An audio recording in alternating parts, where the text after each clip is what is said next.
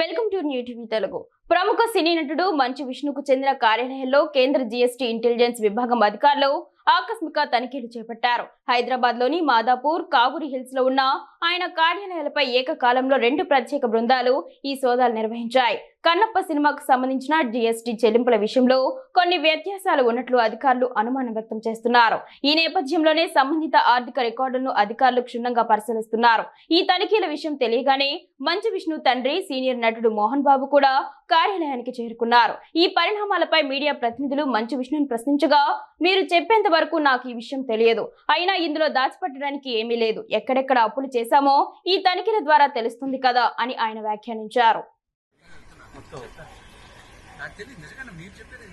అవునా,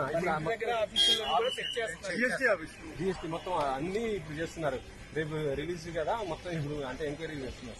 దాచిపెట్టేది ఏం లేదు, ఇది ఎక్కడెక్కడ అప్పులు తీసాం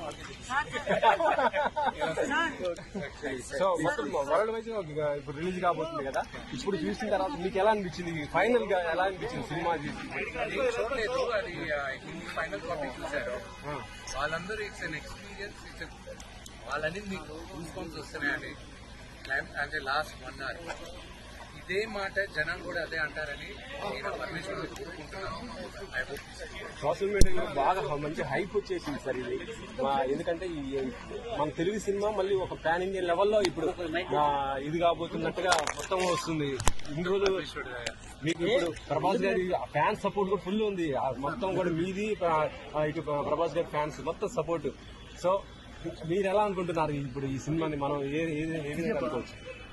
ఇది కేవలం భక్తి సినిమానే. ఇది నా ఒక దేవుడికి భక్తుడికి మధ్య జరిగే ఒక కథ.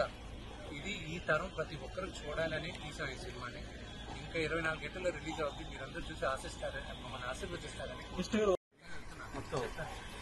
నాకు తెలియదు, నిజంగా మీరు చెప్పేది అవునా, జిఎస్టీ మొత్తం అన్ని ఇప్పుడు చేస్తున్నారు. రేపు రిలీజ్ కదా, మొత్తం ఇప్పుడు అంటే ఎంక్వైరీ చేస్తున్నారు. దాచిపెట్టేది ఏం లేదు, ఇది ఎక్కడెక్కడ అప్పులు తీసాం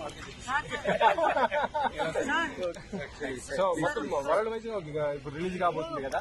ఇప్పుడు చూసిన తర్వాత మీకు ఎలా అనిపించింది? ఫైనల్ గా ఎలా అనిపించింది సినిమా?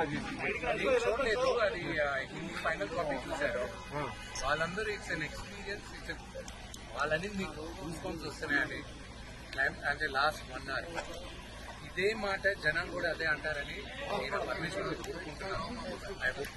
సోషల్ మీడియాలో బాగా మంచి హైప్ వచ్చేసింది సార్ ఇది. ఎందుకంటే మన తెలుగు సినిమా మళ్ళీ ఒక పాన్ ఇండియా లెవెల్లో ఇప్పుడు ఇది కాబోతున్నట్టుగా మొత్తం వస్తుంది. ఇన్ని రోజులు మీకు ఇప్పుడు ప్రభాస్ గారి ఫ్యాన్స్ సపోర్ట్ కూడా ఫుల్ ఉంది. మొత్తం కూడా మీది ఇటు ప్రభాస్ గారి ఫ్యాన్స్ మొత్తం సపోర్ట్. సో మీరు ఎలా అనుకుంటున్నారు ఇప్పుడు ఈ సినిమాని మనం ఏ విధంగా అనుకోవచ్చు? ఇది కేవలం భక్తి సినిమానే.